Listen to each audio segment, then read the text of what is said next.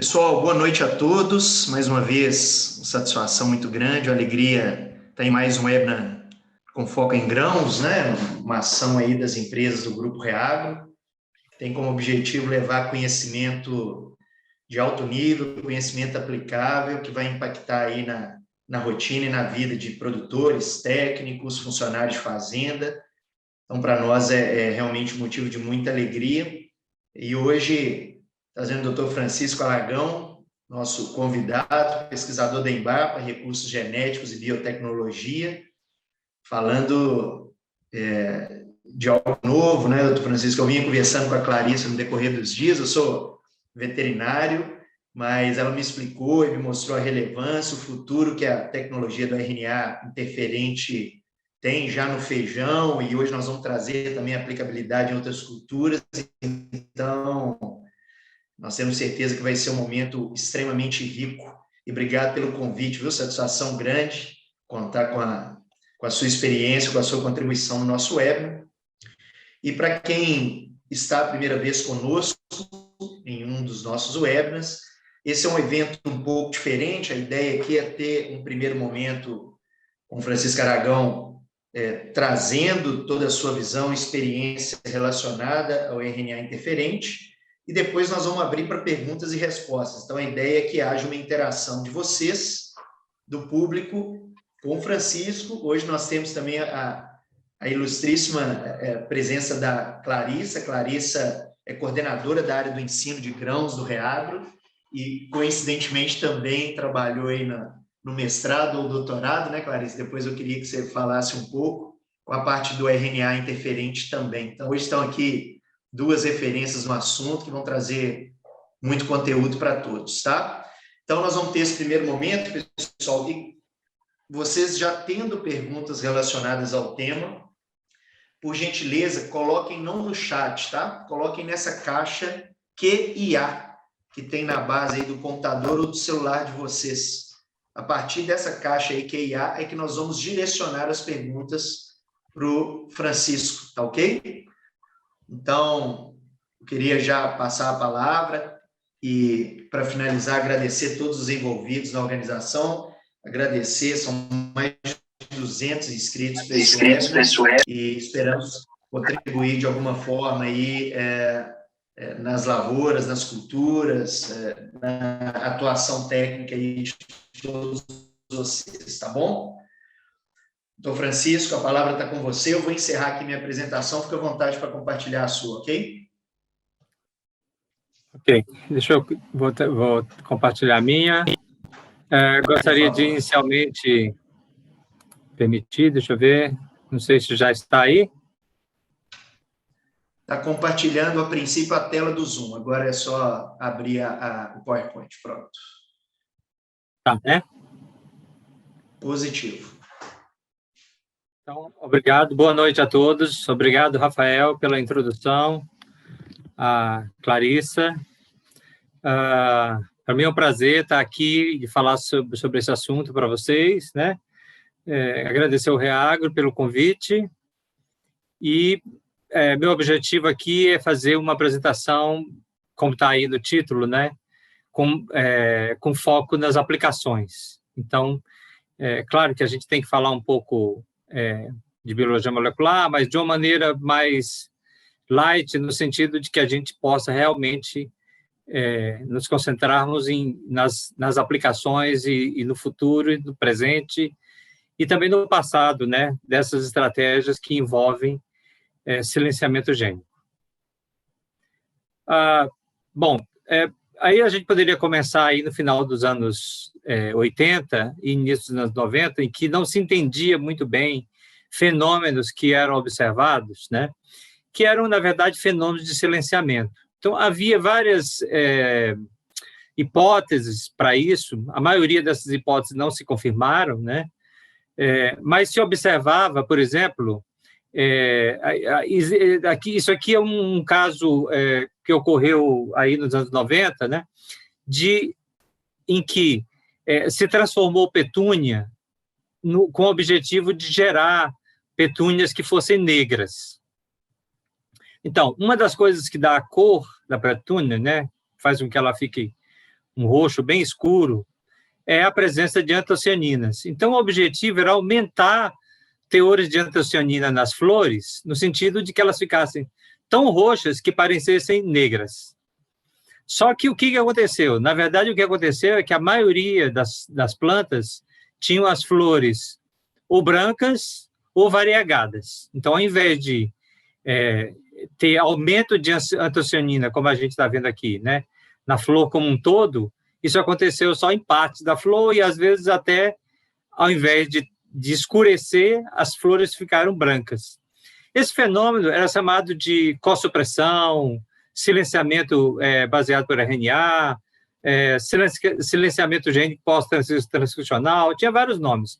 E ele começou a ser observado em plantas, em animais, né, em fungos, em vários organismos.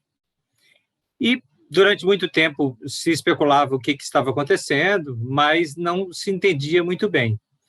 Na verdade, né, se a gente olhar aqui, esse artigo aqui, por exemplo, é de 1928, em que a gente tem uma planta infectada por um vírus, e você vê aqui essa parte aqui de baixo, a planta estava com sintoma do vírus, e de repente aparece um ramo saudável, em que nem se detecta o vírus aqui, né? Então, também não se entendia por que isso acontecia, né? Até que foram feitos ensaios, né, pelo Fayol e o Mello, nos Estados Unidos, dois pesquisadores trabalhando com C. elegans, né, que é um verme usado como um modelo, né, para animais. Eles injetaram RNAs de fita simples, RNAs sense e antissense, RNAs de fita dupla, e observaram o que acontecia, né? Esses RNAs correspondiam a um fragmento de um gene do animal, e eles observaram a mudança no fenótipo desses animais. E esse fenótipo estava relacionado, no caso aqui dos RNAs de fita simples, com a ausência da expressão desse gene. Então, esse gene estava sendo silenciado. Então, eles fizeram isso com vários genes e observaram, isso foi feito com C. elegans, depois isso foi feito com fungos, né? E isso levou a esses dois, né, ao professor Andrew Fayol, né, e o Craig Mello, a desvendar o mecanismo, né, o que estava acontecendo aqui. Então, na verdade, era um mecanismo de silenciamento. Então, aqui, quando a gente está vendo aqui, né, então, ao invés de ter superexpressão de um gene, que no caso era o gene da chacondrossintase, que deveria fazer com que as flores ficassem negras, ao invés disso, esse gene da chacondrossintase, da própria planta, o endógeno, estava sendo silenciado. E por isso, né, sem essa gene, essa rota metabólica não funciona, então nós não temos antocianinas e as flores, então, ficavam brancas ao invés de negras. A mesma coisa estava sendo observada aqui em diferentes organismos, e eles, então, corretamente identificaram como era esse mecanismo, e isso levou os dois a ganhar o Prêmio Nobel em 2006. Né? O Prêmio Nobel de Medicina, exatamente por ter descoberto esse mecanismo, né, de como que isso acontecia. Outros pesquisadores ajudaram de uma maneira crucial nesse sentido, né, na Austrália e na Inglaterra, mas eles ficaram de fora aqui, né, o David Balcombe e o Peter Waterhouse, dois virologistas de plantas, né, acabaram ficando de fora do Prêmio Nobel, mas o trabalho deles foi fundamental para que esse mecanismo fosse desvendado e que os experimentos, inclusive do Fayol e do Mello, não teriam sido possíveis sem o trabalho desses dois aqui, do Waterhouse e do Balcombe. Falando rapidamente sobre o mecanismo, né, tudo começa quando RNAs de dupla fita estão presentes na célula de alguma forma. Existem várias maneiras de ter esses RNAs de dupla fita, 10 RNAs, né, presente na célula. Esses RNAs grandes de dupla fita são cortados em pequenos RNAs, chamados pequenos RNAs interferentes, de dupla fita. Então, aqui são fragmentados esses RNAs grandes, e aí eles têm diferentes caminhos, né? Eles podem reconhecer um RNA, mensageiro, né? Como nós sabemos, esse RNA mensageiro ele é responsável por vários mecanismos bioquímicos na célula, né? Então, para a presença de uma proteína, na maioria dos casos, então isso pode estar associado ou não a um fenótipo. Então, no caso de estar associado a um fenótipo, obviamente que se houver a falta desse RNA mensageiro, nós iremos ter o fenótipo associado a isso. Aqui a gente tem, então, esses pequenos RNAs podem reconhecer esse RNA mensageiro, e aí uma fita, uma RNA polimerase completa a fita, usando esse pequeno RNA aqui como primer. Então, nós temos agora novos RNAs são formados, então esse sistema pode ser retroalimentado. E aí, esse RNA mensageiro deixa de ser RNA mensageiro, porque ele é cortado, então nós não temos, ele não é traduzido, nós não temos a proteína associada à tradução desse RNA, e aí nós podemos, eventualmente, ter um fenótipo associado à ausência dessa proteína. Existem outros mecanismos, né? Por exemplo, simplesmente a clivagem marcada por esses pequenos RNAs, a clivagem do RNA mensageiro, que aí ele também não é traduzido, mas ele pode gerar RNAs aberrantes que podem também retroalimentar esse sistema. Então, na verdade, no final, né, olhando isso daqui, a gente vê que não vai acontecer a tradução de um RNA, né, RNA mensageiro. Então, essa tradução desse RNA, a ausência da tradução desse RNA e, consequentemente, da proteína, isso pode gerar a um fenótipo, como a gente via aqui nos nematóides, né, nos C. elegans aqui, por exemplo, né, em fungos, etc., em que a ausência da expressão de determinados genes levava a um fenótipo, a mudança do fenótipo, né? E por isso que as flores ficavam brancas, por isso que aqui os vírus desaparecem, né? Porque os vírus também os genes virais podem ser silenciados pela planta. Bom, e aí, entendendo esse mecanismo inicialmente, né, esse mecanismo, novas pedras do conhecimento vêm ainda sendo adicionadas a esse mecanismo, e foram bastante pedras adicionadas durante o início desse século, mas já no início foi possível pensar em aplicações, né, voltando para silenciamento de genes endógenos dos próprios organismos, né? Então, um desses mecanismos que usa engenharia genética, nós podemos fazer construções artificiais em que nós pegamos, aqui em vermelho, um fragmento de um gene qualquer lá, de um organismo, e nós colocamos esse fragmento aqui num sentido e o mesmo fragmento nesse sentido. Então, uma construção como essa, quando ela é transcrita no organismo, numa planta, num fungo, né, num animal, isso vai gerar um RNA na forma de grampo. Então, de novo, nós temos o RNA de fita dupla aqui, que vai, então, acabar gerando pequenos RNAs, levando ao silenciamento do gene correspondendo a essa sequência aqui. Então, com isso, nós podemos silenciar genes em plantas, em animais, em fungos, etc., nematóides, etc., né? Esses RNAs gerados aqui, né, nós gostaríamos que ele fosse assim, tivesse esse formato, né? Mas, na verdade, eles têm formatos bem diferentes do que a gente, na verdade, gostaria, né? Mas existem mecanismos para a gente tentar ficar o mais próximo do que nós queremos. Bom, depois isso começou a ser visto. Bom, isso aqui são ferramentas de engenharia genética que permitem silenciar genes em plantas, por exemplo, né? Mas nós também começamos a ver que a natureza também faz isso, né? Produzindo pequenos RNAs, que, na verdade, esse é um mecanismo de regulação gênica, né? De controle de patógenos, etc., mas que ocorrem, vamos dizer assim, entre aspas, acidentes, né? Por exemplo, no caso da soja, nós temos soja de cor, aí a soja amarela, que é a maior parte da soja que nós conhecemos que é cultivada, mas também temos soja marrom, variegada, negra, etc., né? Então, voltando lá, naquele meu primeiro slide, sobre o gene da da rota de síntese de antocianina, a soja negra, né, ela é negra por causa da presença de antocianinas no tegumento. E aconteceu que aquele gene da chacona-sintase, que é um gene da rota da síntese de antocianina, ocorreu uma inversão, uma duplicação e inversão de um fragmento de uma das cópias desse gene, no genoma da soja. E isso aconteceu naturalmente durante a evolução dessa espécie, né?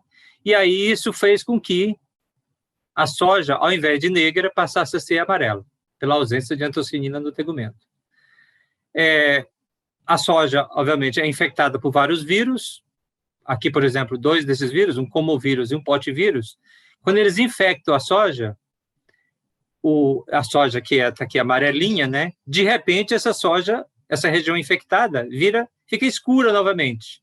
O que aconteceu aqui? Os vírus têm mecanismos de suprimir o silenciamento.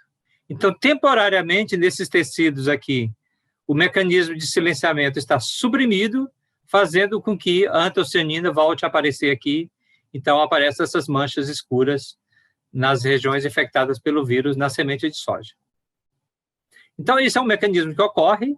A gente tem encontrado isso em muitas plantas, né? Inclusive, para algumas delas, a razão de nós cultivarmos essas plantas é que isso aconteceu naturalmente nessas plantas, tá? Então, voltando aqui nas aplicações. Então, uma das primeiras aplicações, ainda, né, embora o mecanismo seja de RNA interferente, a intenção não era essa na época, porque foi feita no final dos anos 80, né? Foi a geração do mamão resistente à mancha anelar do mamoeiro, Papaiarum Spot Virus, né? Que é um mamão transgênico em que um dos genes do vírus foi suprimido. Mas aqui foi uma supressão, né, um silenciamento um pouco ao acaso, ou seja, a intenção não era essa inicialmente, tá? Mas aconteceu. E então o silenciamento de um gene viral, o gene da capa proteica do vírus, fez com que as plantas ficassem resistentes a esse vírus. E esse é o vírus que é cultivado no Havaí hoje, né, que é resistente ao mosaico do mamoeiro. Também se viu que é possível você inocular esses pequenos RNAs por bombardeamento em tecidos, aqui um feijão infectado por um vírus. Então, se inoculou esses pequenos RNAs nesses tecidos aqui, e isso fez com que essa planta se recuperasse. Então, lembram lá dos meus primeiros slides, né, do início do século XX, em que se observava esse mecanismo de remissão dos sintomas? Então, aqui foi possível induzir isso, fazendo com que a planta se recuperasse. Aqui é a mesma planta aqui, só que agora sem os sintomas, né? Então, foi possível curar uma planta de uma doença viral usando uma estratégia como essa. Bom, nós aqui na Embrapa, a gente usou isso, né, no início desse século para desenvolver um feijão resistente ao mosaico dourado do feijoeiro, né? Então, nós geramos uma planta que hoje nós chamamos RMD, resistente ao mosaico dourado, em que nós escolhemos um gene viral, né? Esse aqui é o DNA, o genoma do vírus, né? São 2 DNAs de fita dupla, em que nós escolhemos um gene viral e que nós sabíamos que, sem a expressão desse gene, o vírus não se replica nas plantas. Então, novas cópias da partícula viral nas células da planta não são feitas se o vírus não expressar esse gene, tá? Então, aqui, voltando mais uma vez, nós fizemos uma construção em que um fragmento do gene viral foi clonado num sentido e no outro sentido, que a gente chama insense e antisense, tá? Então, isso faz com que, na planta, né, uma vez que essa construção aqui é inserida em uma planta, então a planta é uma planta transgênica que contém essa construção gênica, com o objetivo de produzir esses pequenos RNAs, ou RNAs maiores, na forma de um grampo, né, como eu mencionei. Então, esse grampo agora, ele é, então, processado pela própria célula da planta, como eu já mencionei, em pequenos RNAs de dupla fita. Esses pequenos RNAs são convertidos em RNAs de fita simples, e passam a reconhecer um alvo. Nesse caso, no nosso caso aqui, o alvo é o RNA viral. Então, quando a planta é infectada pelo vírus, o vírus passa a expressar seus RNAs, né, seus genes. Então, ele produz RNAs virais. Esses RNAs virais são reconhecidos por esse pequeno RNA, que a planta transgênica agora está expressando. Então, com isso, o RNA viral é clivado. Então, ele não é traduzido, a proteína, nesse caso aqui chamado de REP, não é produzida na célula. Sem essa proteína não ocorre replicação viral, ou seja, o vírus não se multiplica na célula, e sem que isso ocorra, então, nós não temos sintomas. Tá? Então, esse é um gene fundamental para a replicação do vírus, e sem ele, o vírus não é capaz de completar o seu ciclo na célula. Então, com isso, foi possível gerar uma planta que se mostrou imune a esse vírus. Tá? Essa planta aqui, por exemplo, aqui é uma planta transgênica e aqui é uma planta não transgênica. As duas foram expostas a uma carga viral muito grande, inoculada por moscas brancas, né, que é o vetor desse gene de vírus, né, o Bin Golden Mosaic Virus, que infecta feijão e que causa o mosaico dourado. Então, a gente pode ver aqui que essas plantas começaram a ser cultivadas no campo, aqui em 2007 e em 2008, né? Aqui em 2008, por exemplo, a epidemia do campo foi muito alta, então as plantas não transgênicas chegaram aí entre 80% e 100% de infecção, enquanto que o vermelho que está aqui embaixo é a linhagem transgênica, ou seja, isso aqui significa nenhuma planta com sintoma. Então, nós seguimos isso, né? Aqui, mais uma vez, o mecanismo, na planta não transgênica, o vírus completa seu ciclo, então nós temos o sintoma, e na planta não transgênica, nós não temos essa proteína REP e não temos sintomas. Né? Então, nós, com essas plantas, nós passamos a fazer as análises de biossegurança no campo, né, em vários estados do Brasil, aqui, por exemplo, no Paraná, Goiás e Minas Gerais, e essa aqui é a forma como nós vemos esses pequenos RNAs. Né? É uma das formas que nós podemos detectar esses pequenos RNAs nas plantas. Tá? Aqui nas folhas, então a gente vê bastante RNA, enquanto que nos grãos a gente praticamente não detecta. E depois de os grãos cozidos, a gente não detecta, mesmo com o método mais sensível que existe, que está disponível aí, a gente não consegue detectar esses pequenos RNAs em grãos cozidos. Aqui também, aqui mostrando os grãos cozidos, né, a gente não detecta esses pequenos RNAs. Esse aqui é um vídeo mostrando essas plantas no campo, aqui plantas não transgênicas infectadas pelo vírus, então vocês podem ver aqui que muitas plantas têm um sintoma muito severo, né, as plantas estão com mosaico dourado, e aqui do lado, plantas transgênicas, na mesma situação, com a presença do vírus, sem mostrar sintomas. Né? Então, nós passamos a testar essas plantas no campo, já fazendo análise de biossegurança e, ao mesmo tempo, gerando o que seriam as variedades, futuras variedades. Né? Aqui, um desses campos em que a bordadura é não transgênica, então vocês podem ver que a bordadura está infectada pelo vírus, enquanto que as linhagens transgênicas não estão. Aqui, uma foto mostrando um campo do Programa de Melhoramento de Feijão da Embrapa.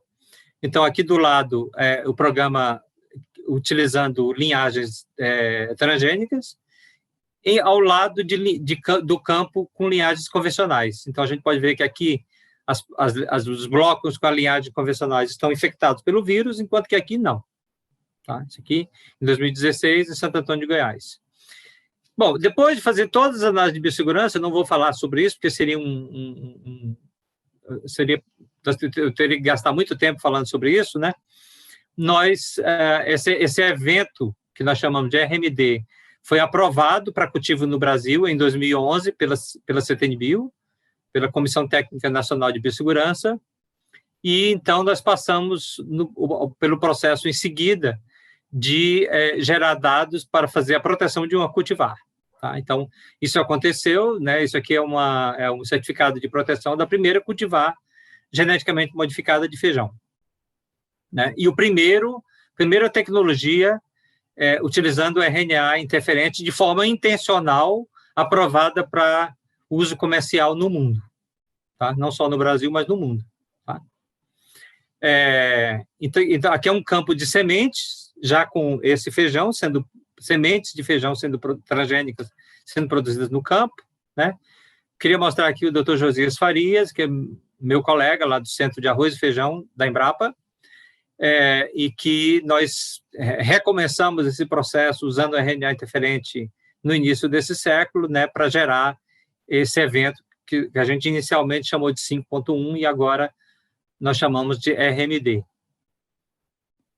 Então, foram geradas sementes, né, e os produtores, então, usaram essas sementes para produção comercial, e isso aqui é um saquinho de feijão, né, que já está aí no supermercado. Alguns já começaram a colocar o rótulo, né, como vocês sabem, o Brasil tem uma lei de rotulagem que obriga a todos os produtos que tiverem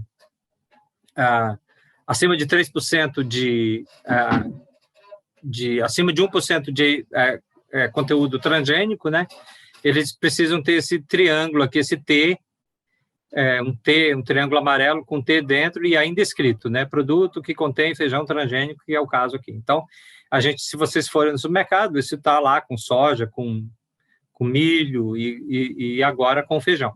Né? Esse mecanismo que eu mostrei é um mecanismo que a gente chama de Higgs, né, que é um silenciamento não de um gene da própria planta, mas de um gene de um organismo que interage com a planta.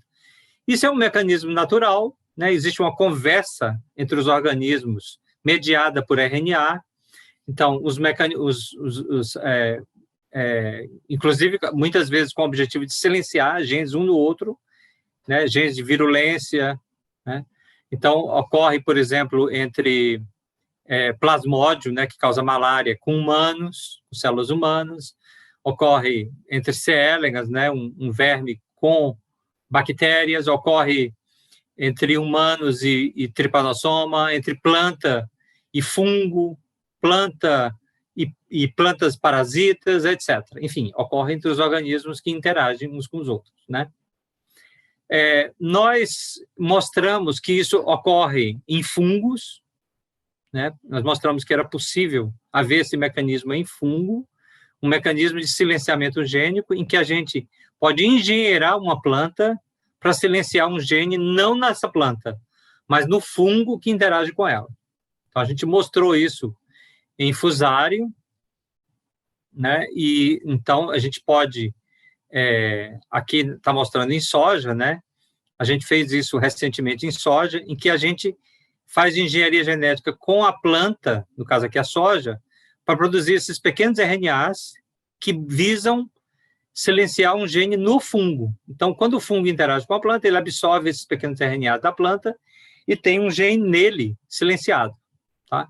Com isso, a gente fez uma prova de conceito, mostrando em plantas modelo, inicialmente, né? Então, mostrou que isso ocorre, né, entre plantas e fungo, né? Nós mostramos pela primeira vez que isso ocorre entre plantas e fungos. E nós vimos que esse mecanismo só ocorre enquanto a planta interage com o fungo.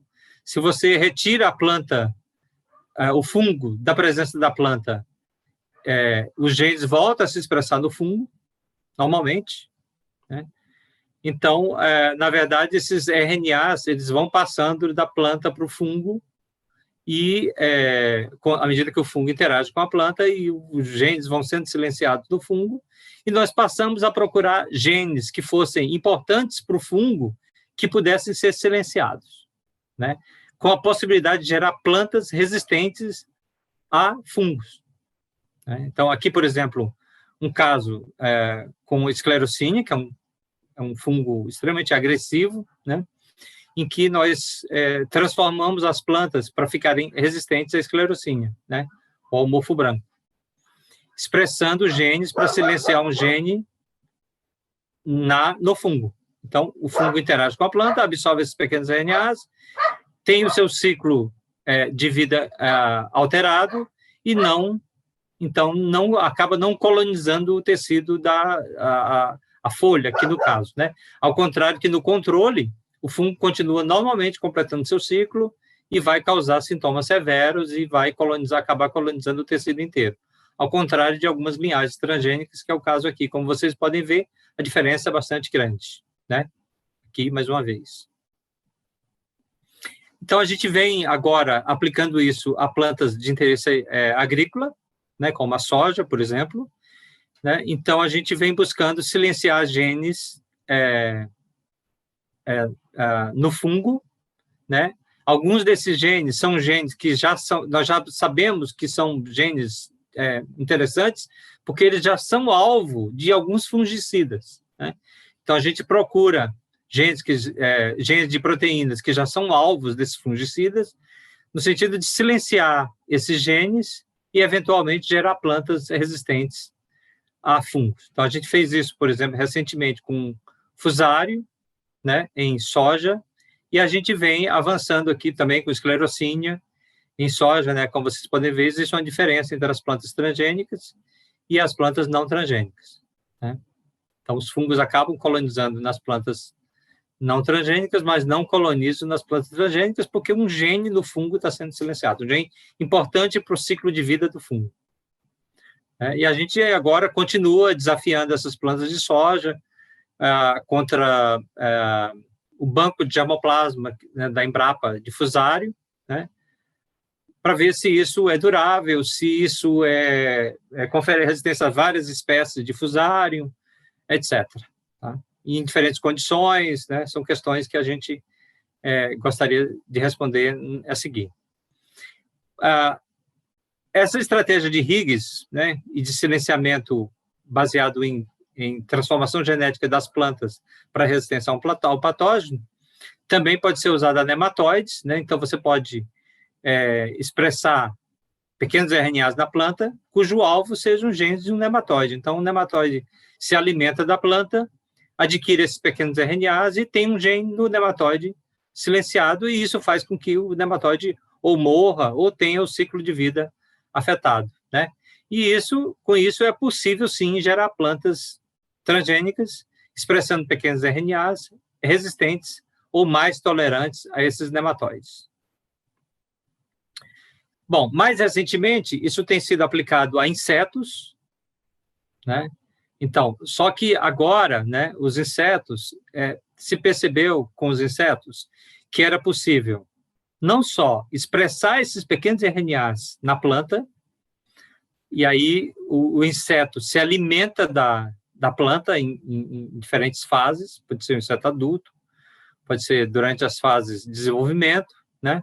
Então, ele se alimenta desses pequenos RNAs, né, ou suga, no caso dos insetos sugadores, né, tem funcionado de uma forma bastante eficiente. Então, eles podem sugar esses pequenos RNAs do floema, por exemplo, ou pode, nos mastigadores, né, comer as folhas e adquirir esses pequenos RNAs. E aí, esses pequenos RNAs, então, acabam silenciando um gene no inseto, né, fazendo com que o inseto ou morra, ou tenha um ciclo de vida alterado, não reproduza, enfim. Então, o ciclo de vida do inseto é alterado. Então, com isso, nós temos plantas resistentes a essas pragas, né? A esses, no caso aqui, os insetos. Então, à medida que o inseto adquire isso, né, ele vai lá, os RNAs vão até o intestino do inseto ou em alguma região do tubo digestivo do inseto, né, e silencia genes nessas células, fazendo com que o inseto ou morra, ou passa a ter uma doença, enfim, né? E, então, isso vai alterar o ciclo de vida do inseto. Então, o mecanismo é o mesmo, de silenciamento, né, aí mediado por pequenos RNAs. Se viu, no caso dos insetos, né, se pensou em não só expressar esses pequenos RNAs nas plantas, mas também é possível aplicar como spray moléculas de RNA, né? Então, você pode pulverizar as plantas com essas moléculas.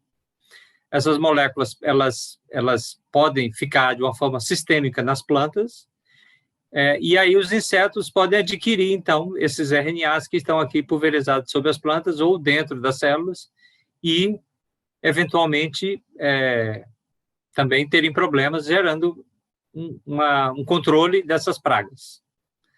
Também é possível inocular ou pulverizar as plantas com micro-organismos que expressam esses RNAs. Tá? Então, também é possível fazer isso. Então, os micro-organismos podem ficar aqui. Então, um mecanismo aí de controle biológico em que agora os micro-organismos estão engenheirados para produzir pequenos RNAs para silenciar genes nos insetos, né? Então, aqui é uma aplicação tópica, né? Então, você pulveriza as plantas com esses pequenos RNAs. Ainda existem algumas dúvidas, muitas perguntas, na verdade, sobre isso. Ainda não tem uma tecnologia totalmente desenvolvida para isso, né? Se tenta associar isso aqui à nanotecnologia para que essas moléculas ou esses micro-organismos durem mais tempo em condições adversas do campo, né? Principalmente em regiões tropicais, onde as plantas são expostas à radiação ultravioleta intensa ou são expostas a temperaturas altas, né? Chuvas, enfim, chuvas frequentes. Então, existem várias condições, né, que nós precisamos fazer com que esses pequenos RNAs ou esses RNAs permaneçam no campo o maior tempo possível, né? Existe a questão do custo, principalmente para grandes culturas, em que esse custo ele vem caindo, né? Mas a gente espera que em algum momento isso seja economicamente viável e tecnicamente viável também de ser feito em larga escala para grandes culturas, como soja, algodão, etc., né? Feijão, né? Nós procuramos, por exemplo, aqui, eu queria mostrar um exemplo nosso, né, em que nós procuramos genes que poderiam, ou pequenos RNAs que poderiam silenciar genes importantes em mosca branca. Então, existem bioensaios em que você pode alimentar moscas brancas com pequenos RNAs, então elas se alimentam aqui de uma solução nutritiva, contendo pequenos RNAs, então ela adquire esses pequenos RNAs dessa solução nutritiva, esses pequenos RNAs vão silenciar um gene na mosca, e aí isso pode causar uma mortalidade na mosca, tá? Então, nós identificamos alguns genes aqui que causavam mortalidade alta, a ausência da expressão desses genes, desculpem, ou a presença desses pequenos RNAs nessas soluções causavam alta mortalidade nas moscas. Sabendo disso, foi possível fazer técnicas para expressar nas plantas esses pequenos RNAs, né? E aí nós passamos a estudar em plantas modelo, no nosso caso aqui, a alface, que é uma planta que a gente consegue transformar de uma forma relativamente fácil e rápida, né? Então nós usamos a alface como modelo para expressar esses RNAs em alface e testar esses alfaces contra a mosca branca.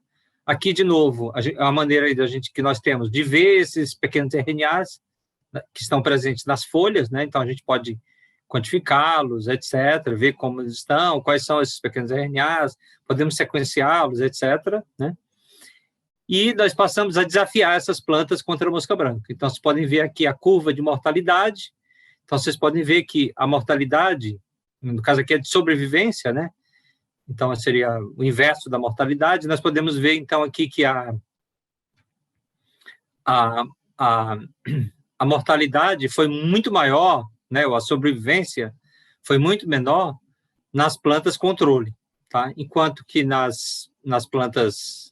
aqui nas plantas transgênicas, né, a gente pode ver que a mortalidade foi muito maior, né, ou seja, a população de moscas brancas diminuiu muito rapidamente, enquanto que no controle, que são as plantas não transgênicas, isso aconteceu de uma maneira muito diferente, né? Então, nós observamos uma mortalidade bastante alta de moscas se alimentando de alfaces, plantas de alface, expressando esses RNAs, esses pequenos RNAs, né?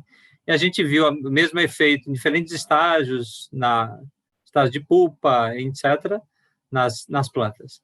Mais recentemente, né, se percebeu que, para algumas ordens de insetos, os pequenos RNAs não funcionam, ou funcionam de uma forma muito ineficiente. E que seria interessante, ao invés de produzir RNAs de dupla fita pequenos, expressar na planta RNAs de dupla fita grandes. E aí, esses RNAs maiores, sim, são absorvidos pelo inseto, e nas células do inseto são convertidos em pequenos RNAs, e aí sim causam silenciamento de genes nos insetos. Tá? Alface é um bom modelo para isso, porque a gente consegue, no caso de alface, fazer transformação não do genoma nuclear, mas do genoma do cloroplasto, onde a gente pode produzir RNAs maiores, de dupla fita maiores, né? Podendo estudar esses efeitos. Tá? Então, aqui, RNAs pequenos, né, e RNAs maiores, né, no genoma do cloroplasto, e aí, para algumas ordens, né, eles passam a funcionar quando, por exemplo, expressos no cloroplasto e não no citoplasma. Ou seja, ao invés de inserir o gene no genoma nuclear, a gente pode inserir no genoma do cloroplasto ou no genoma mitocondrial. Né? Então, isso nos permite ter RNAs maiores e aí sim ver um efeito e tendo a possibilidade de gerar plantas resistentes a insetos. Existe uma tecnologia aí já aprovada para comercialização no Brasil desde 2016, né, que inicialmente foi um pedido feito pela Monsanto, né, em 2016 e pela Dow, né, são milho resistente à diabrótica, porque expressa RNAs para silenciar esse gene, SNF7, né, de diabrótica. Né? Isso faz com que o ciclo de vida do inseto seja alterado, gerando plantas de milho resistentes. Então, já existem tecnologias assim aprovadas para comercialização para resistência a insetos. Né? Essa proteína é importante, no caso do inseto, para o tráfego intracelular. Então, se isso não acontecer na célula, obviamente que os mecanismos bioquímicos da célula do inseto vão estar completamente alterados, fazendo com que o inseto não sobreviva ou tenha dificuldades em completar seu ciclo. Tá? Então, e nós devemos ver cada vez mais eventos baseados nisso, inclusive com piramidação com outros genes, como, por exemplo, CRI, né? BT mais RNA-I, RNA interferente mais genes BTs, né? Isso faz com que essas tecnologias possam ser mais duradouras no campo, né? Por mais gerações, por um tempo maior, né? Porque a quebra de resistência, nesse caso, envolveria mecanismos que são completamente diferentes, né? E no caso aqui do RNA interferente, envolve a necessidade do inseto gerar muitas mutações simultâneas, o que faz com que a quebra de resistência seja mais difícil. Então, isso associado a outras estratégias, como expressão de genes BTs, né, possam, eventualmente, gerar tecnologias que sejam mais duradouras no campo. Tá? Quando a gente usa essas estratégias, a gente tem algumas condições, né, e algumas questões que precisam ser estudadas. Uma delas a gente tem que mostrar que não gera efeitos em outros genes da própria planta, de insetos benéficos, de micro-organismos benéficos ou de mamíferos. Tá? Então, tem se mostrado que em mamíferos a absorção ou a alimentação baseada em pequenos RNAs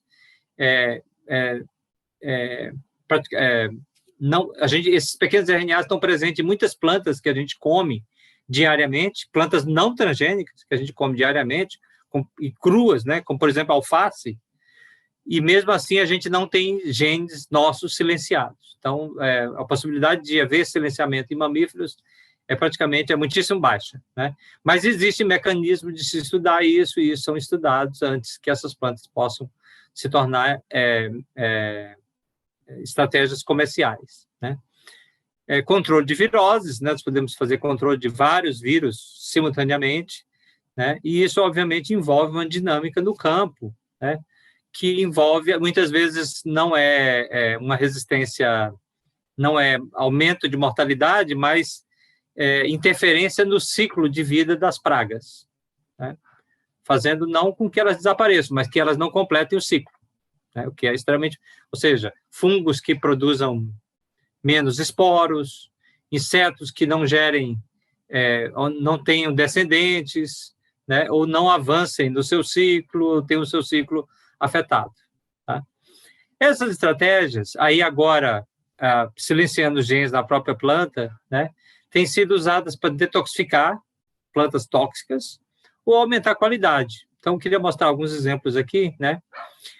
Aqui a alteração de qualidade, né? Um gene na maçã responsável são as polifenóis oxidases, que faz com que, quando a gente corta uma maçã, né, ela começa a escurecer, porque as polifenóis oxidases que estão aqui e a presença de oxigênio faz com que isso ocorra. Tecidos começam a ficar oxidados, então a gente tem o escurecimento do tecido, né? Existe uma maçã transgênica em que as polifenóis oxidadas estão silenciadas, então ela não escurece, né? Mesmo depois de um longo tempo, né, de cortadas, tá? Então isso já é um produto comercial, foi aprovado para comercialização aí na América do Norte, Estados Unidos e Canadá. Tem se desenvolvido aí um trigo com baixa gliadina, né? Isso é importante para os celíacos, né? Que não podem comer pão, né? Por causa do glúten. Então, você tem um glúten modificado, fazendo com que as pessoas que tenham essa doença possam comer, não muito, mas possam, eventualmente, comer um pouco de pão diariamente, né? Sem que tenham problemas envolvidos com a presença dessas proteínas no trigo. Tá? Então, existem trigos assim sendo desenvolvidos. Queria mostrar um caso do nosso laboratório, que é esse sem ricina. Na verdade, a gente não fala, a gente gerou uma mamona em que a gente não detecta a ricina. A ricina é uma proteína que está presente na mamona, é uma das proteínas mais tóxicas, né, que nós conhecemos, uma das proteínas mais tóxicas presentes em plantas e que está presente nas sementes de mamona. Essa é a razão pela qual os mamíferos não podem comer sementes de mamona, né? Então, quando você extrai o óleo da mamona, fica a torta. A torta poderia eventualmente ser usada como ração animal, mas devido à presença da ricina, sem que haja um processamento, essa torta não pode ser usada, né? Em muitos casos, ela é usada como adubo, mas ela não pode ser usada como ração não processada para animais. A ricina é uma proteína, então, como eu falei, extremamente tóxica, presente no endosperma das sementes de mamona, né? Ela é uma proteína extremamente tóxica, né? Quando ela penetra na célula, ela inibe, ela destrói a atividade metabólica dos ribossomos, fazendo com que, de uma forma permanente, fazendo com que a tradução seja impedida, então levando à morte celular, né? E existem muitas cópias do gene da ricina no genoma da mamona, o que dificulta a eliminação por outras ferramentas. Então, nós fizemos uma construção aqui de novo, né? Pegamos um fragmento do gene da ricina, fizemos uma construção aqui clonando insense e antissense, né? Num sentido e outro. Então, a planta vai produzir pequenos RNAs correspondente a esse fragmento do gene da ricina, e esses pequenos RNAs vão silenciar a ricina no endosperma da mamona. Então, com isso, a gente tem plantas em que a gente não detecta a ricina. Então, aqui a gente tem uma análise de ELISA, em que as plantas não transgênicas, que são essas que estão marcadas aqui com sinal de menos, né? Elas sim têm ricina. Mas as transgênicas, que são essas que estão marcadas com sinal de mais, a gente não detecta a ricina nessas plantas. A ricina, nós temos um outro tipo de ricina, que é chamada RCA, é um pouco diferente, né? A ricina é uma proteína extremamente tóxica, mas a RCA é uma hemaglutinina, uma proteína menos tóxica, tá? Mas extremamente a proteína alergênica. Então, nós vimos que nessas plantas de mamona, em que a gente não detecta a ricina, a gente não viu hemaglutinação. Então, no sangue aqui, ó, Na planta transgênica, a gente não tem hemaglutinação, enquanto que a gente tem hemaglutinação nas plantas não transgênicas, né? E também quando a gente coloca a proteína purificada. Tá? Então, as plantas transgênicas se comportaram igual a colocar simplesmente tampão. Tá? Então, nós fizemos vários ensaios com essas plantas, mostrando que não havia interferência na produção de proteínas, né? E quando nós expusemos animais, né, camundongos, a essas proteínas, a população de camundongos morreu após 24 horas.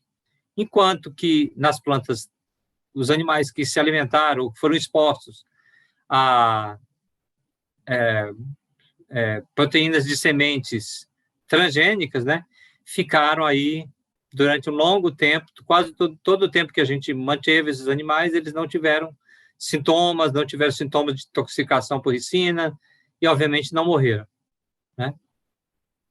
Então, aqui a gente tem uma foto, né, dos animais expostos às proteínas das plantas transgênicas, então eles ficaram saudáveis aqui, enquanto que os outros que se alimentaram, que foram expostos, né, na verdade a gente fez uma injeção intraperitoneal aqui nesse caso, né, os animais morreram, todos em 24 horas. Tá? E esses animais, então, eles foram expostos a um consumo que equivale a 52% do peso deles. Né? Então, isso nos dá uma perspectiva de que a torta produzida a partir dessa mamona, em que a ricina foi silenciada, eventualmente possa ser usada como ração animal.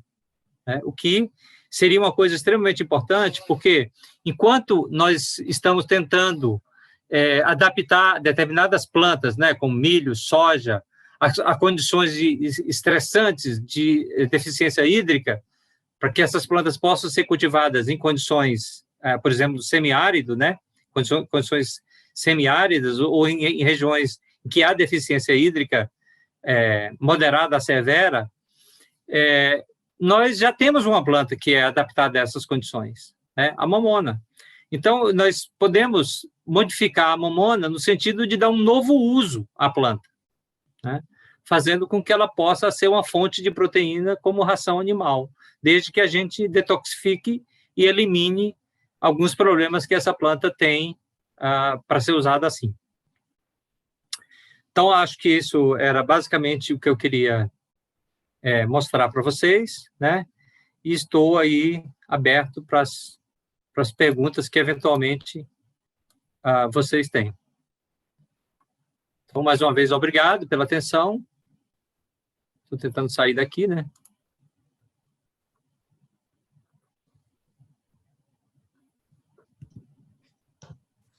Estou tentando parar de compartilhar.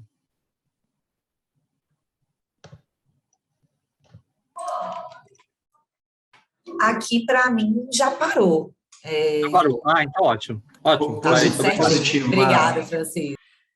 Você só libera, por favor, a câmera, Bárbara, por gentileza? Acho que ela está desativada aí. Ok. Agora vai dar certo. Perfeito. Obrigado, Francisco. Muito claro. Trouxe de maneira bem prática a aplicabilidade aí do RNA interferente. E só gostaria de reforçar a todos os presentes, caso vocês tenham alguma dúvida, pessoal, relacionada ao tema, tem um pessoal colocando as perguntas no chat. Na verdade, a gente está direcionando as perguntas da caixa QIA, tá? Então, quem tiver interesse em fazer perguntas, doutor Francisco, por favor, caixa QIA.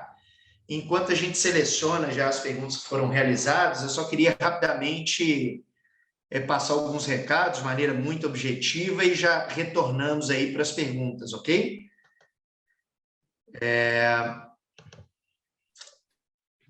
Apareceu aí para todos, Clarissa, Francisco, ok? Beleza, pessoal. Então, de maneira objetiva, eu gostaria de apresentar a vocês as empresas do Grupo Reagro. Hoje são 7 empresas com algumas soluções para diversas áreas do agronegócio. Nós temos a empresa de consultoria, com mais de 400 fazendas nas áreas de grãos, café, leite e corte em vários estados brasileiros. e, paralelamente, a Faculdade Reagro, que conta aí com professores que são consultores nas nossas fazendas, os nossos clientes e alguns outros convidados, mas todos eles com a essência de trazer um conteúdo aplicável como o de hoje, né? Então, o Reagro quer trazer algo realmente que transforme a realidade das fazendas e a atuação dos técnicos que participam dos nossos cursos.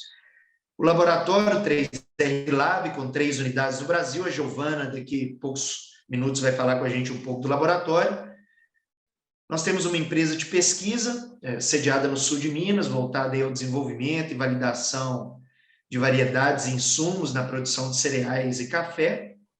A Biomip, que é uma empresa de biológicos com foco em produção de micro-organismos para controle integrado de pragas. O SG Agri, que é um software de gestão de processos operacionais em lavouras de café. E a LG Cursos, a empresa mais jovem do grupo, focado no treinamento de estudantes e funcionários, o pessoal do chão da fábrica, inseminadores, tratoristas, enfim, o pessoal que está realmente na operação das fazendas.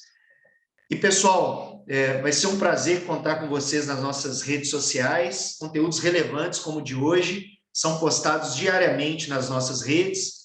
Nós temos o Reagro Agronegócio, postando aí ações do grupo, dicas práticas, resultados de fazenda em todos os segmentos que nós atuamos, e as páginas segmentadas do café, do gado de corte, do leite e da produção de grãos. Fiquem à vontade, nos sigam aí no Instagram, tem muita coisa legal postada diariamente, e no YouTube também semanalmente, vários vídeos de conteúdo, inclusive este webinar, como os demais, os anteriores, todos eles ficam disponíveis em nosso YouTube. Então, se você entrar lá no nosso canal, ativar as notificações, assim que a gente vai atualizando, vai aparecendo aí para vocês, como esse de hoje, para quem quiser rever aí nos próximos dias, ok? Então, também aí nos sigam no YouTube. E para finalizar, pessoal, trazendo algumas oportunidades no ensino para vocês, nós temos uma pós-graduação em produção de grãos, foi eleito aí há 3 anos atrás como a melhor pós-EAD do agronegócio brasileiro. Nós temos ela no formato online, é uma turma que está confirmada, começou no dia 4 de abril e amanhã, véspera de feriado, é o último dia para as matrículas, e uma turma em Goiânia, prevista para começar em agosto, aqui profissionais graduados que atuam na produção de grãos. Nós temos uma condição especial para quem está participando do webinar, e quem tiver interesse em já interagir com o nosso consultor, o Arthur, está aí o WhatsApp dele na base da tela e um link no chat. Nós vamos disponibilizar um link, você clica lá e já começa a conversar com ele de imediato. O Arthur está de plantão para tirar toda e qualquer dúvida, ok, pessoal? E aqui os cursos voltados para os gestores e produtores de cereais, com muito foco aí na produção de milho e soja. Nós temos o curso online de gestão na produção de milho e soja, com a próxima turma começando em maio, e esse mesmo curso presencial, com 3 oportunidades aí no Brasil, uma turma em Goiânia, que também está confirmada para começar agora em maio, uma turma no sul de Minas, Alfenas, e outra turma no noroeste de Minas, para Unai região, tá bom? Também o Arthur está à disposição para tirar toda e qualquer dúvida para vocês. E agora, para finalizar e passar a palavra doutor Francisco e para Clarissa, vou passar a palavra para Giovana. Giovana, tá na escuta? Só um minutinho, Rafael. Eu não estou conseguindo passar, eu já falei com ela aqui, se o Zoom não aceitar, a gente pode seguir, tá? Com as perguntas. Beleza, eu toco aqui, você pode ficar à vontade para interromper e a gente passa o vídeo 3R sem problema. E, pessoal, com o intuito da gente evoluir e melhorar o nosso webinar a cada dia, antes da primeira pergunta, elas já estão sendo selecionadas, eu queria pedir o apoio de vocês com feedback, com uma avaliação do nosso evento. Vai aparecer uma caixa aí na tela para vocês, com poucos segundos vocês respondem aí as poucas perguntas que têm nos ajudado muito, tá? A melhorar cada dia mais os nossos eventos online. Então, já apareceu aí na tela de vocês. Clarissa, por favor, te passo a palavra, e ao doutor Francisco, a Clarissa, coordenadora do ensino do Reagro, fazendo um baita trabalho aí em todas as turmas online, presenciais, corporativas, e também é uma expert no tema do RNA e vai engrandecer em nosso momento. Clarissa, fique à vontade, professor. Obrigada. Obrigada, professor. Obrigada, Rafael, pelas palavras. Professor, muito, muito obrigada, doutor Aragão. Agradeço demais a sua palestra hoje, o webinar. Ele foi enriquecedor, muito esclarecedor. Eu estou aqui, né, é a minha área de estudos, né? Não está escutando? Está escutando? Eu ouço bem. Rafael? Para mim também está ok. Deixa eu ver aqui. O professor não está escutando? Talvez o áudio está desativado para ele lá, Bárbara. Não sei se tem essa... Não, tá não. Deixa eu tirar, mutar ele e voltar. Escuta agora, Francisco? Escutando a gente? O pessoal está dizendo... Você escuta a gente? Francisco, eu vou te pedir, se for o caso, para sair e entrar novamente, que às vezes o Zoom realmente está bastante instável hoje, desde cedo tive problema. Pedir desculpa para o pessoal. Eu vou falar com ele aqui, eu já estou falando com ele aqui. Perfeito. Beleza, enquanto isso a Clarissa vai tocando aí com a gente. Não tem problema. Então, eu fico muito, muito feliz e agradecida por esse webinar. É o primeiro webinar que eu estou participando à frente do Reagro, né, da coordenação. É a minha área de estudos, né, efetivamente, do doutorado, mas não especificamente com RNA interferente, né? Eu trabalhei com transformação genética mesmo para estresse hídrico de cana-de-açúcar e expressão gênica. Mas a aplicabilidade do RNA interferente é uma coisa que me fascina desde a graduação, né? O silenciamento gênico é muito interessante e poder visualizar com um pesquisador tão querido e tão reconhecido como o professor Aragão é muito satisfatório, né? Eu estou muito, muito feliz de estar hoje com esse pesquisador mostrando, trazendo para a gente aqui a aplicabilidade dessa tecnologia, né, na agricultura em geral. Então, foi muito, muito agradável de ver a sua apresentação, professor. Ficou muito... Consegue me escutar agora? Agora sim, Clarice, obrigado. Voltei. Muito bom. Estou agradecendo, professor. Muito, muito obrigada por sua apresentação. Ela foi enriquecedora, foi uma apresentação assim muito satisfatória, né? O Rafael disse que, né, falou que eu trabalhei com RNA interferente, só corrigi um pouco, desculpa, eu só fiz a transformação genética, mas eu gosto muito dessa área, então é uma área que eu estudei também bastante sobre a aplicabilidade do RNA interferente, mas não cheguei a efetivamente estudá-la na minha pesquisa, né, no caso. Professor, eu agradeço e nós temos perguntas do pessoal aqui. Só gostaria de entender, Rafael, se você gostaria que a Giovana falasse antes e depois a gente entra para as perguntas, ou a gente entra para as perguntas primeiro? Se a Giovana estiver no ponto, eu acho que pode ser importante que aí depois a gente segue uma sequência, né, das perguntas. Está na escuta aí com a gente, Giovana? Olá, boa noite, tudo bem? Beleza? Tudo jóia. Boa noite, pessoal, Giovana. Tudo jóia? Meu nome é Giovana, eu sou supervisora comercial do 3R Lab, eu sou tecnista de formação e eu vou passar para vocês o nosso vídeo institucional, para você bem rápida e breve, para deixar mais tempo para as perguntas. Vou deixar no chat aqui os contatos do 3R Lab, as redes sociais para vocês seguirem também, e também o meu contato. Então, qualquer dúvida que tiver, pode entrar em contato que eu estou à disposição. Vou compartilhar com vocês rapidinho aqui.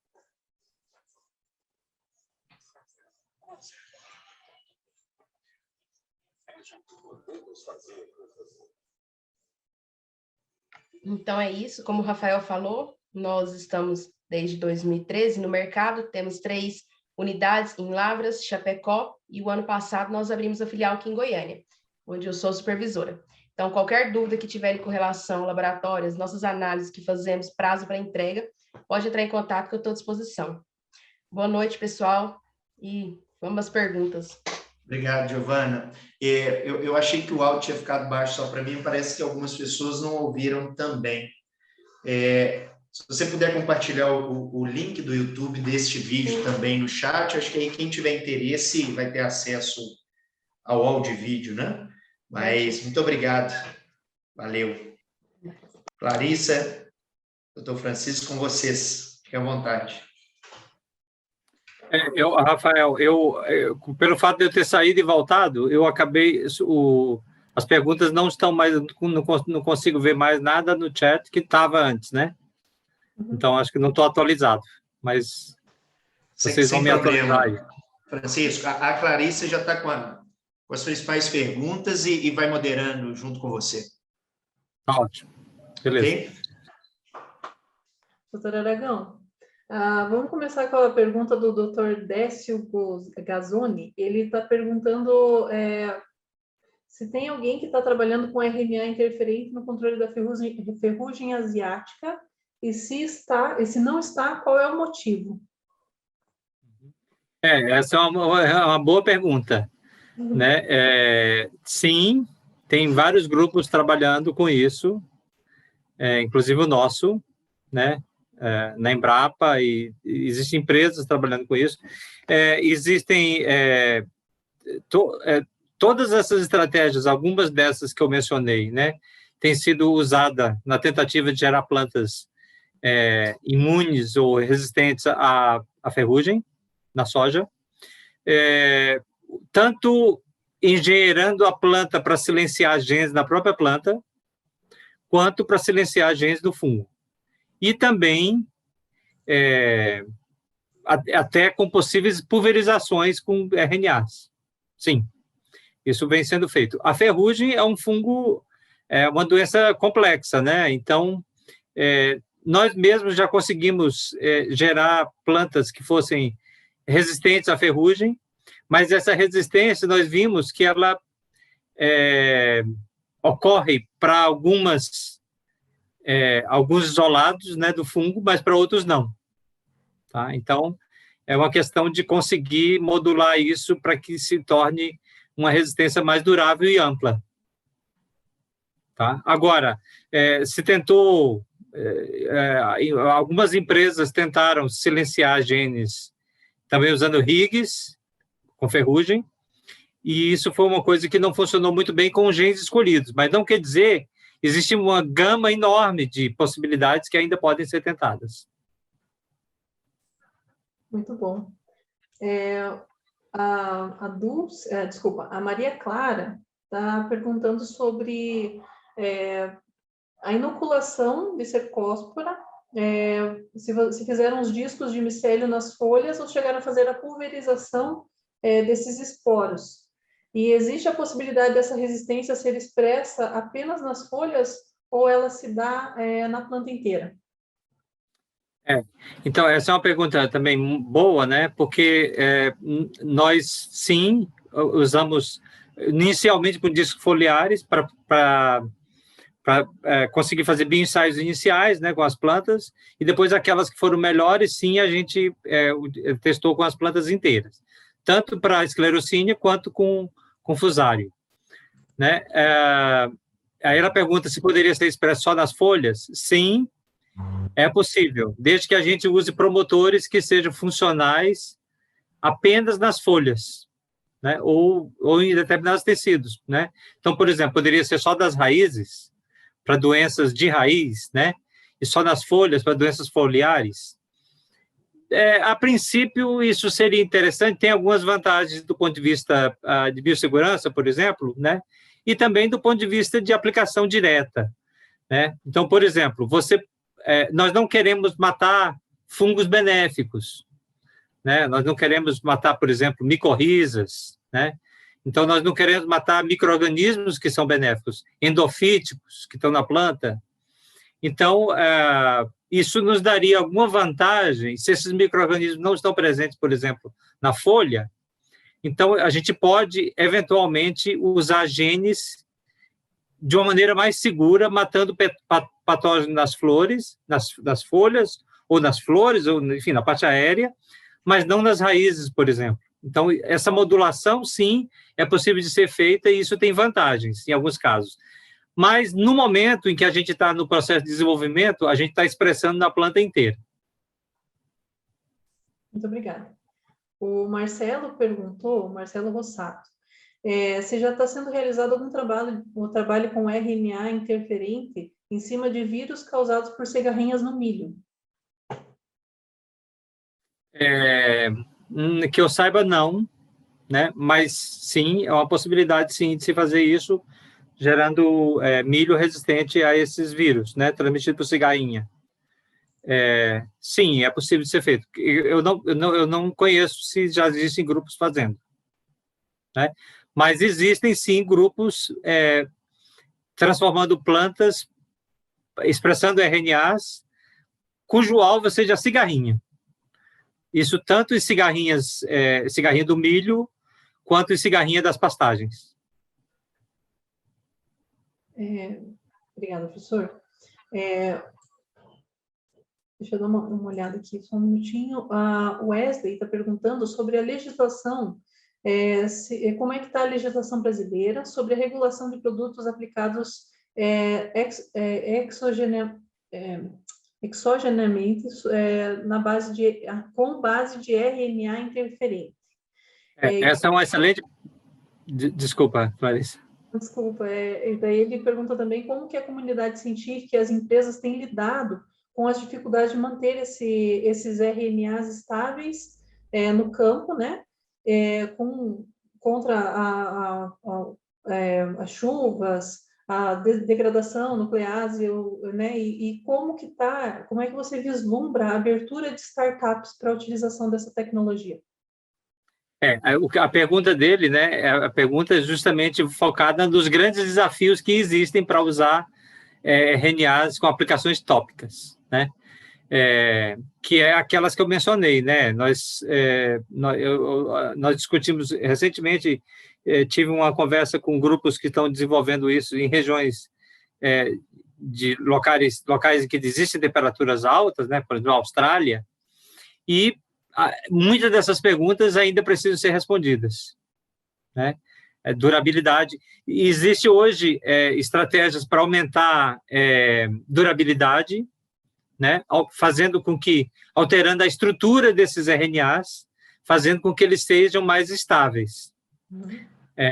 E associando isso a nanoestruturas, fazendo com que seja mais durável, inclusive em condições de intempéries, né? Porque eles podem penetrar no tecido e ficarem menos imunes, por exemplo, à chuva, à radiação ultravioleta, né?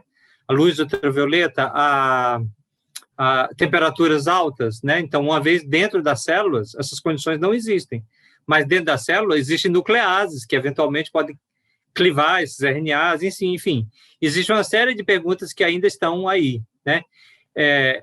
Ele perguntou sobre a regulação, essa também é uma excelente pergunta, né? Na maior parte dos países, isso ainda não foi resolvido, né? Se pensa que provavelmente isso vai ser utilizado como outro insumo de defensiva agrícola, né? Como um inseticida, como um nematicida, né? Mas não existe ainda uma norma para isso na maior parte dos países, inclusive no Brasil, né? De como que vai ser, quais são os ensaios que nós conhecemos, nós conhecemos os inseticidas, mas um RNA usado como inseticida talvez exija testes adicionais, né? Então, no momento em que isso se tornar realidade, então, se for um micro-organismo, né, e não um RNA nu, mas se for um micro-organismo produzindo RNA, né, ou um RNA extraído de um extrato de planta contendo esses RNAs, plantas podem ser usadas como bioreatoras para produzir esses pequenos RNAs, né, bioreatores, né? Então, não só micro-organismo. Então, ao invés de aplicar o RNA nu, a gente pode eventualmente aplicar micro-organismos, né?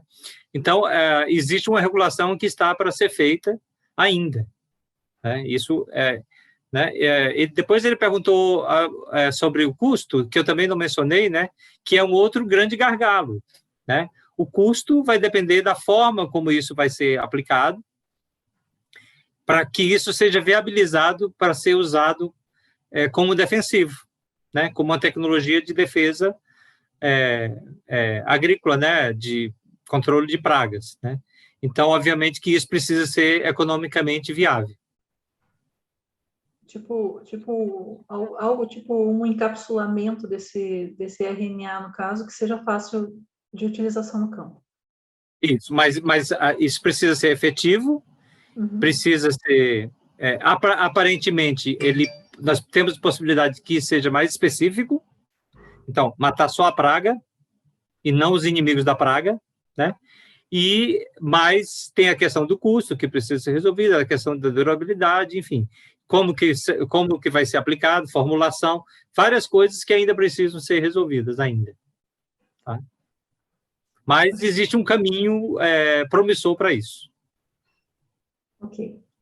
A Ana Dulce Botelho pergunta sobre o uso do RNA para controle de fitopatógenos, se pode ser aplicado via spray, como na parte de insetos, né, do controle de pragas, ou se seria somente transgenia mesmo? Sim, existe cada vez mais grupos tentando usar isso para controle, por exemplo, de doenças fúngicas, né? Aplicar diretamente no fungo ou deixar à disposição do fungo após a aplicação.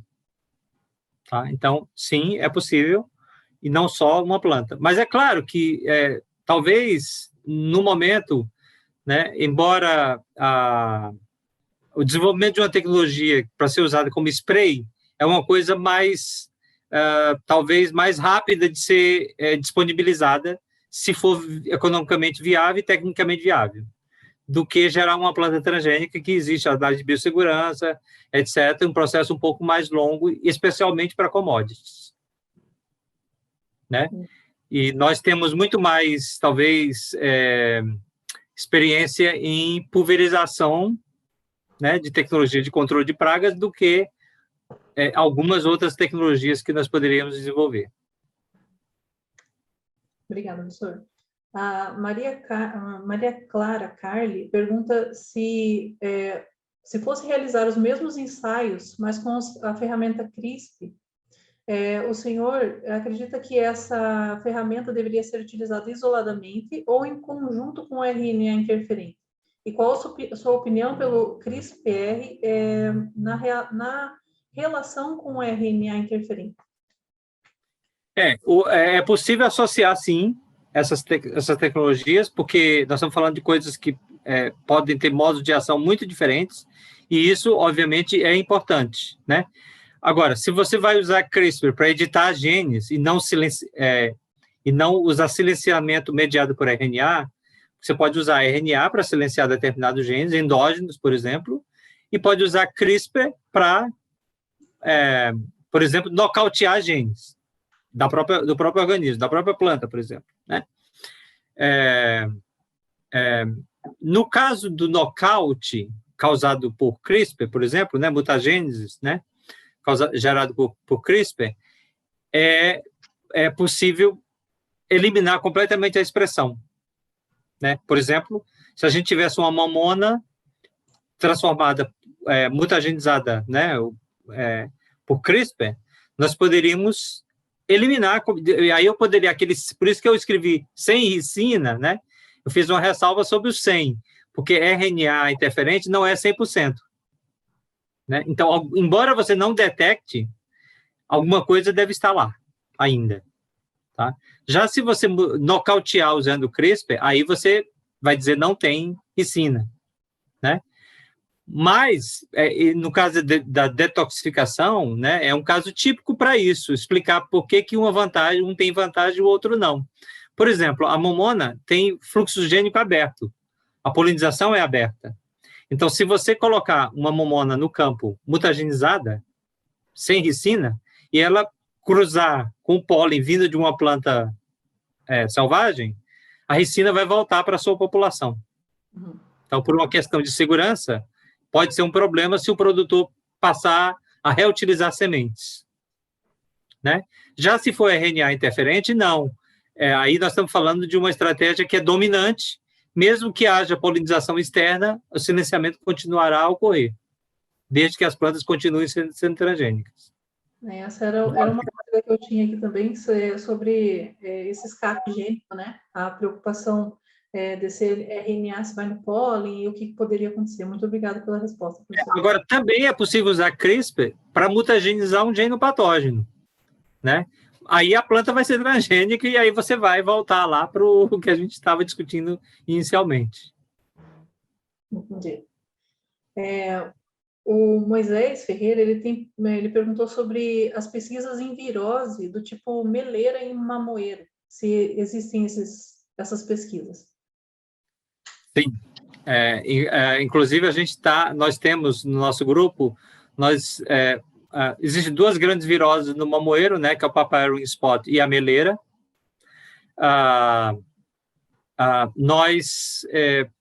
Existe o mamão que eu já mencionei, né, que é cultivado no Havaí, que é resistente ao Papaver Spot, né, que é a mancha anelada do mamoeiro. E nós temos o desafio da meleira. Então, nós temos plantas de mamão sendo transformadas com a construção para os dois vírus. Né? Nós já mostramos que essas plantas são resistentes ao Papaver Spot e estamos agora no processo de testar essas plantas contra a meleira. Tá? Meleira é uma doença extremamente importante, né? Eu sou muito ligado à meleira porque eu trabalhei ainda como aluno de iniciação científica do professor Kitajima, na Universidade de Brasília, na identificação, né? Eu fui o primeiro a ver o vírus da meleira no microscópio eletrônico, né? Então, eu tenho muito interesse na meleira, sim, e estamos trabalhando nisso. Entendi. O Wesley está perguntando sobre a abertura de startups com base tecnológica voltada para a produção de produtos à base de RNA interferente no Brasil, mais especificamente, né, no Brasil, porque essa já é uma realidade nos Estados Unidos e em outros países, né? E o apoio financeiro para essas iniciativas é existente ou ainda não? Eu esqueci de responder essa pergunta, né, que ele tinha feito. Ele fez várias perguntas relevantes. Sim, sim, é uma coisa, sim, nós podemos, sim, é muito interessante isso, né, que nós possamos avançar nisso com startups também, né, existem possibilidades para isso, temos algumas questões de propriedade intelectual, né, que precisam ser trabalhadas, né, e todas aquelas questões que nós levantamos, mas eventualmente, sim, isso pode ser, existe espaço, sim, para startups se envolverem com isso no Brasil. Eu tenho uma pergunta minha, e eu vou juntar junto com a do Moisés, que ele pergunta por que não há tanto incentivo em plantas resistentes a vírus, né, com resistência a viroses, mas eu gostaria também de saber como que está atualmente a aceitação dos produtores de feijão, desses feijões transgênicos. Bom, a primeira pergunta é por que não existe muitas plantas, muito interesse em fazer isso para resistência a vírus? Eu não sei se que não existe interesse. Existe, sim, interesse, né? Nós temos trabalhado com várias viroses, né? Algumas até muito complexas, né? Grandes empresas multinacionais, elas têm interesse em problemas que ocorram, de preferência, globalmente. Então, se você encontra uma solução para um problema que ocorre em vários países, ou para grandes culturas plantadas em largas áreas, obviamente que isso é atrativo, né, para você ter um retorno. Muitas viroses, elas são locais. Não existe poucas viroses que são globais, né? Então, talvez isso explique, mas eu não sei se é uma explicação assim, muito boa, porque existe, sim, interesse nisso, né? Tanto que a gente vem trabalhando com muitas viroses. Uma delas, que é um sistema desafiador, né, que eu queria mencionar, por exemplo, os begomovírus em tomate, transmitidos por mosca branca. Porque, ao contrário do feijão, que a gente tem uma restrição, poucas espécies, né? Na verdade, uma espécie de begomovírus que infecta feijão do Brasil, né? O tomate a gente tem N, é só procurar. Você vai encontrar novas espécies, e muitas delas são prevalentes, né? Então, é preciso desenvolver estratégias que sejam de resistência ampla. Não só determinadas espécies de begomovírus, por exemplo, né? Mas existem muitas estratégias, usando CRISPR, por exemplo, para potivírus, para muitas viroses importantes, sim. É possível, sim, né? Então, nós geramos o feijão porque o mosaico dourado é uma doença importante para o feijoeiro, né? Ele perguntou sobre a aceitação, a área só não aumentou porque não tinha mais semente, né? Então, sim, existe uma procura por produtores de sementes, para novos acordos e contratos com a Embrapa, para permitir aumentar essa área e aumentar a disponibilidade de sementes. Sim, os produtores, sim, têm buscado, e à medida que eles começarem a ver isso no campo, eu acho que isso aí, o que os produtores sempre fazem, né, é olhar os vizinhos, né? Então, à medida que eles forem olhando os vizinhos lá, em que nós mostramos, por exemplo, que ao invés de 3 aplicações de inseticidas para controlar a mosca branca, ao invés de 15 até 20 aplicações, né, é possível fazer só 3, né, e que as plantas são imunes a esse vírus. Então, à medida que os produtores forem tomando conhecimento disso, a procura deve aumentar. Mas até agora tem sido grande. Ok, professor. Muito obrigada. Acredito que respondemos todas as perguntas, né, do pessoal no chat. Gostaria de agradecer novamente a sua participação, a todo o esclarecimento, todo esse conhecimento que o senhor trouxe hoje para nós. Foi um prazer enorme essa tratativa, desde do início, lá quando tivemos o primeiro contato, até hoje, né? Sempre que precisar, a Reagro está assim, de portas abertas, e eu agradeço em nome de toda a equipe a sua disponibilidade e poder estar aqui hoje.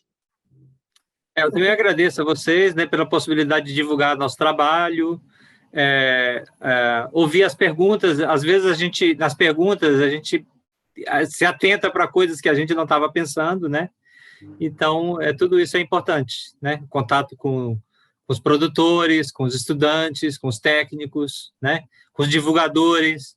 Então, sim, tudo isso é importante para nós. Muito obrigada. Eu gostaria de agradecer a todo mundo que participou hoje. Obrigada por estarem aqui com a gente, fazendo as perguntas, se aprimorando mais nesse assunto que ele parece complexo, mas tem uma aplicabilidade muito interessante na agricultura. Certinho, pessoal. Boa noite, até a próxima. Muito obrigada. Obrigado a vocês, boa noite. Boa noite. Eu vou sair.